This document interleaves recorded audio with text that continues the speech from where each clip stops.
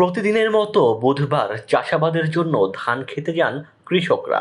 কাজের এক ফাঁকে বিকেল গড়িয়ে যায়, তখনই মাটিতে পড়ে থাকা একটি বস্তু দেখতে পান কৃষকরা। তাদের মধ্যে কোনো একজন ব্যক্তি চিনতে পারেন পড়ে থাকা বস্তুটি আকাশচারী বা ড্রোন। পরে বাসায় নিয়ে যান তিনি। তবে রাতে বিষয়টি স্থানীয়দের মাধ্যমে খবর পায় পুলিশ।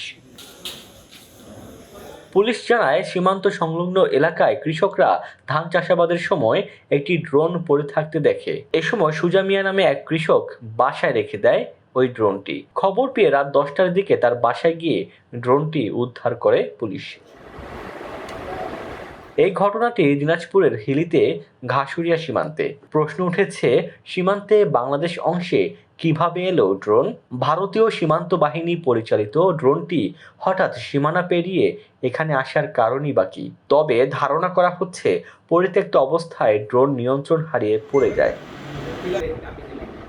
ড্রোনটি জব্দ করে পুলিশ তদন্ত কাজ পরিচালনা করছে। কিভাবে আর কখন ড্রোনটি বাংলাদেশ সীমান্তে এলো সে রহস্য উদ্ঘাটনে তৎপরতা চালাচ্ছে হাকিমপুর থানা পুলিশ।